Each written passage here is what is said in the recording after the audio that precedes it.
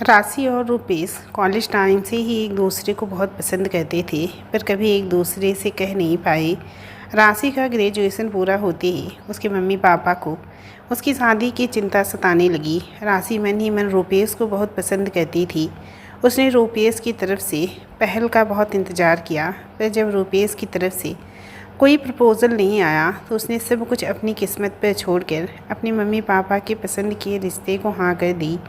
उधर रुपेश का भी यही हाल था। वो भी मन ही मन राशि को बहुत पसंद करता था, पर कह नहीं पा रहा था क्योंकि अभी उसने ग्रेजुएशन ही कंप्लीट किया था, कोई नौकरी भी नहीं थी। ऐसे वो किसी लड़की को शादी के लिए कैसे प्रपोज़ कर देता, वो सोच रहा था।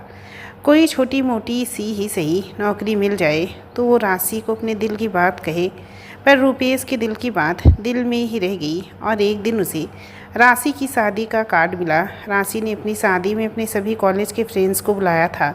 रुपेश तो जाना ही नहीं चाहता था। जिस लड़की को उसने सदा अपनी दुल्हन के रूप में देखा था, उसे किसी और का होते हुए कैसे देख सकता था। पर परिस्थिति कुछ ऐसी बनी कि रुपेश को शादी में जाना पड़ गया। वह यूँ कि जिस दोस्त की गाड़ी में सब दोस्त जा रहे थे, उसके हाथ में एन टाइम पर चोट लग गई, जिसके कारण वो कार ड्राइव नहीं कर पाता। और फ्रेंड्स में रुपेश के अलावा किसी और को कार ड्राइव करनी आती नहीं थी। सभी की रिक्वेस्ट पर रुपेश को जाना पड़ गया, और फिर ऐसी स्थिति में ना जाने का उस पर कोई सॉलिड बहाना भी नहीं बना था।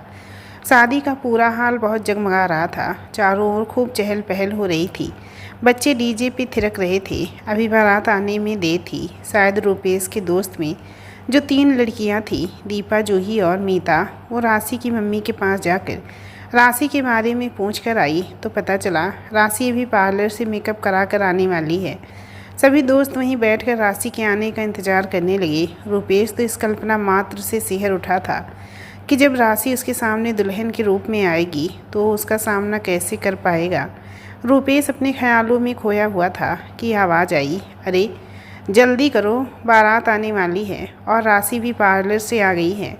सभी दोस्त राशि के रूम की तरफ चल पड़े। सबके साथ रुपेश भी अंदर गया। राशि दुल्हन बनी सामने बैठी थी। रेड कलर के लहंगे में राशि बहुत सुंदर लग रही थी। रुपेश ने देखा तो पलक झपकाना ही भूल गया। राशि भी एकटक रुपेश को ही देखे जा रही थी। एक पल के लिए रुपेश भूल गया था कि राशि किसी और की दुल्हन है। अचानक दीपा की आवाज़ से रुपेश का ध्यान भंग हुआ। वो राशि से कह रही थी, राशि मेहंदी दिखाओ, कैसी लगी है तुम्हारी, और जीजा जी का नाम कहाँ लिखवाया है। राशि ने अपने हाथ आगे कर दिए। रुपेश की नज़र भी राशि की मेहंदी पे लगे हाथों पे पड़ी। वो एकदम से चौंक गया। राशि के हाथ पर एक कोने में आर लिखा था। उसने राशि को देखा तो वो भी उसे ही देख रही थी। उसके पूरे शरीर में एक सिरहन सी दौड़ गई। वाह, बड़ा कोने में लिखवाया है। रत्न जीजू तो पूरी रात अपना नाम ही ढूंढते रह जाएंगे। जूही हंसते हुए कह रही थी, ओहो, कितना बड़ा बेवकूफ़ हूँ मैं। रुपेश मन ही मन खुद को कोस रहा था। उसने तो शादी का कार्ड पढ़ा ही नहीं था। जो उसे लड़के का नाम पता होता। सभी फ्रेंड्स ने राशि को शादी के तोहफे दिए। यहाँ भी रुपेश चूक गया था। वो जल्दबाजी में खाली हाथ ही आ गया था। बारात आने वाली थी। सभी फ्रेंड्स राशि के रूम के बाहर आ गई क्योंकि और रिश्तेदार भी मिलने आ रहे थे। रुपेश को ऐसे बिना तोहफे दिए अच्छा नहीं लग रहा था। तभी उसे याद आया कि अभी उसने अपने ट्यूशन से मिले पैसों को इकट्ठा कर एक सोने की अंगूठी खरीदी थी। वो उसने पहन भी रखी थी। मन में सोच रहा था, दे या ना दे, उसके लिए तो कोई भी चीज़ राशि से बढ़कर ना थी। पर घर पर क्या जवाब देगा, यही सोच रहा था। फिर दिमाग में झटका देकर सोचा, कुछ भी बहाना बना देगा। और वो दोस्तों से अभी आ रहा हूँ ये कहकर राशि के रूम की तरफ बढ़ गया। राशि कमरे में अकेली थी। रुपेश को अचानक फिर से देखकर शक पका गई। रुपेश ने झट से अपनी अंगूठी उसके सामने कर दी और बोला, तुम्हारी शादी का तोहफा। राशि की आंखें आंसुओं से भरी थी। थैंक यू, मैं इसे हमेशा अपने पास रखूँगी, राशि रूंधे गले से बोली। जाते जाते रुपेश ने राशि को देखा और कहा, अगर कभी कोई ज़रूरत पड़े तो बेझिझक मुझे किसी भी समय याद कर लेना। अपने आप को कभी अकेला मत समझना। पता नहीं रुपेश किस रौ में ये सब बोल रहा था। अपनी बात कहकर उसने राशि को नज़र भर कर देखा, शायद आखिरी बार राशि भी उसे प्यार से देख रही थी। राशि विदा होकर अपने ससुराल आ गई। रुपेश भी अपनी ज़िंदगी में आगे बढ़ने की कोशिश करने लगा। कहते हैं ना, समय बड़े से बड़े घाव को भर देता है। धीरे धीरे 5 साल बीत गए। रुपेश अपनी ज़िंदगी में रमने लगा था। रुपेश को अच्छी नौकरी मिल गई थी। उसकी शादी के लिए लड़की की तलाश जारी थी। ऐसा नहीं था कि उसे राशि का ख्याल ना आता हो, पर जब भी उसे उसका ख्याल आता, वो ये सोचकर संतोष कर लेता कि वो अपने ससुराल में सुखी है। रुपेश के मम्मी पापा एक हफ्ते के लिए उसके मामा के यहाँ शादी में गए हुए थे। रुपेश ऑफिस के काम के कारण नहीं जा सका था। रुपेश खाना खाकर ऑफिस का काम ही कर रहा था कि डोर बेल बजी। रात के 10 बज रहे थे। वैसे तो जाड़ों की रात थी। अचानक ही सन्नाटा था। बेमन से उठकर रुपेश ने दरवाज़ा खोला, पर यह क्या, दरवाजे पे कोई न था। रुपेश ने इधर उधर देखा। जब कोई ना दिखा तो वापस अंदर आकर अपने काम में लग गया। 5-10 मिनट ही बीते होंगे। डोर बेल दोबारा बजने लगी। उसने फिर दरवाजे पे आकर देखा, कोई ना था। उसे गुस्सा आने लगा। एक तो ठंड के दिन, ऊपर से बार बार काम के बीच से उठकर आना। पता नहीं कौन खेल खेल रहा है। वो बड़बड़ाते हुए पलट ही रहा था कि उसे सामने एक साया सा दिखा। बहुत ध्यान से देखने पे लगा, साया कोई औरत है। आधी और आधे अधूरे में आधी और आधे अधूरे में अंधेरे में कुछ अस्पष्ट नहीं दिख रहा था। उसने पूछा, कौन है? पर कोई जवाब नहीं मिला। फिर उसने टॉर्च की रोशनी साए पर मारी तो उसके दोनों हाथ मुंह पर रख लिए, जिससे उसकी शक्ल तो नहीं दिखी। ये पता लग गया वो एक औरत है। क्या चाहिए आपको? रुपेश ने परेशान होकर पूछा। पहले आप ये टॉर्च नीचे करिए, मेरी आंखें नहीं खुल रही हैं, साये ने कहा। रुपेश के पूरे शरीर में झंझनाहट होने लगी। ये आवाज़ तो उसके दिल के इतने करीब थी कि वो नींद में भी पहचान सकता था। ये तो राशि थी। राशि इतने सालों में इस वक्त मेरे घर पर, वो भी अकेले। और अचानक रुपेश के मन में यही उथल पुथल चल रही थी कि राशि बोली, पहचान गए मुझे? दिल तो चाह रहा था कह दे कि भूला ही कब था तुम्हें, पर अपने दिल पर काबू करके रुपेश ने कहा, अंदर नहीं बुलाओगे? राशि ने कहा, हाँ हाँ, क्यों नहीं, आओ अंदर आओ ना।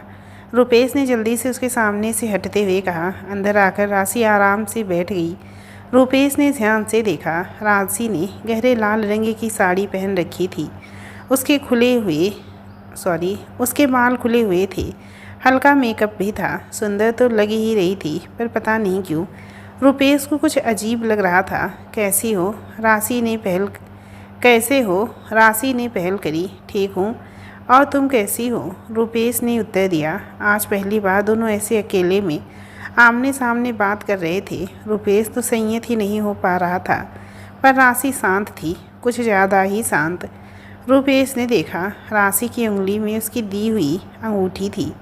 उसे खुशी भी हुई और आश्चर्य भी हुआ। तुम यहाँ इस समय, इतने सालों बाद अचानक, सब ठीक तो है? रुपेश ने सवाल पूछा। मुझे तुम्हारी मदद चाहिए, राशि ने बिना किसी भूमिका के कहा। तो वो तो राशि के लिए हरदम तैयार था। और फिर ये वादा तो उसने राशि को शादी के तोहफे में दिया था। फिर भी राशि का अचानक से इतने सालों बाद अकेले उसके पास आकर मदद मांगना उसे बहुत अजीब सा लग रहा था।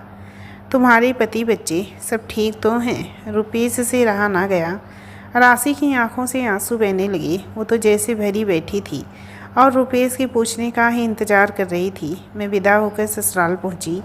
रतन के परिवार में मेरा स्वागत हुआ। शुरू में सब अच्छा था, पर रतन के परिवार की हर दिन कोई न कोई नई डिमांड रहती थी। वो मेरे पापा से लाखों नगद और साथ में सामान वसूल चुके थे, और जब अति होने लगी तो मैंने खुद ही मांगने से मना कर दिया। तो रतन और उसका परिवार मुझे मारता पीटता।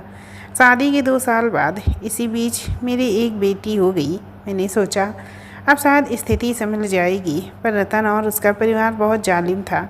उन्हें लड़का चाहिए था। लड़की देखकर उन्होंने उसे जान से मारने की कोशिश की। मैं किसी तरह उन जालिमों से अपनी बेटी की रक्षा तो करती रही, पर उनके जुल्म दिन ब दिन बढ़ते जा रहे थे।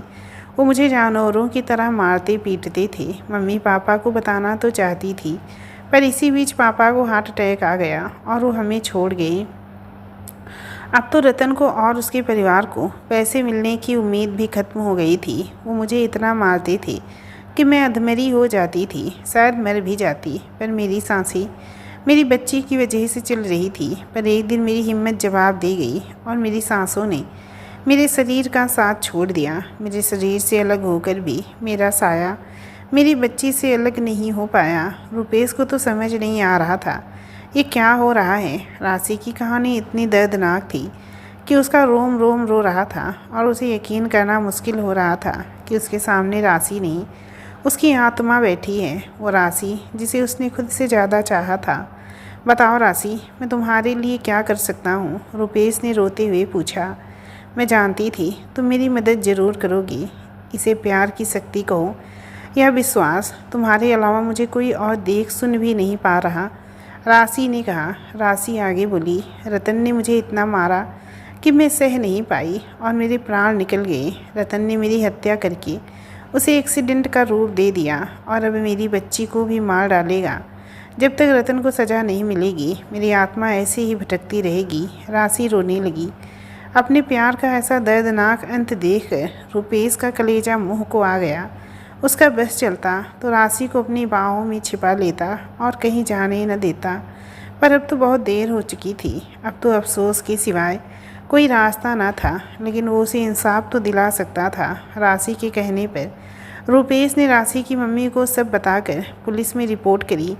फिर राशि ने ही सब सबूतों के बारे में बताया, पड़ोसियों तथा घर में आने जाने वालों के बयान लिए। और फिर वो रैकेट जिससे मारते समय राशि मरी थी वो भी पुलिस को मिल गया था।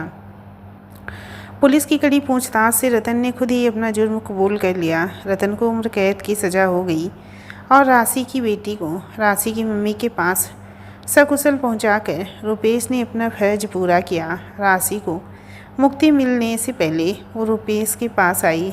अब तो रुपेश के सब्र का बांध टूट गया। आई लव यू राशि, आई लव यू। मत जाओ मुझे छोड़कर, प्लीज़ मत जाओ। रुपेश फपक फपक कर रो रहा था और राशि वो तो शांत थी, बिल्कुल शांत। अब वो सब मोह माया से मुक्त थी। राशि मुस्कुराते हुए हाथ हिला रही थी और हमेशा हमेशा के लिए रुपेश से दूर जा रही थी। उसके हाथ में वही अंगूठी थी, उसके और राशि के प्रेम की निशानी। रुपेश अपलक अपने प्यार को निहार रहा था। साया शरीर का भी होता है, साया बिना शरीर के भी होता है। शरीर साथ छोड़ देता है पर कभी कभी साया साथ नहीं छोड़ता, वो यही रह जाता है अपनों के साथ, इस शरीर के मोह माया के बंधनों के साथ। ऐसा ही कुछ राशि के साथ भी हुआ था। दोस्तों, ये छोटी सी कहानी आप लोगों को कैसी लगी प्लीज़ कमेंट करके ज़रूर बताना। और हमारे चैनल पर न्यू है, अभी तक सब्सक्राइब नहीं किया है तो प्लीज़ चैनल को सब्सक्राइब भी ज़रूर कर लेना।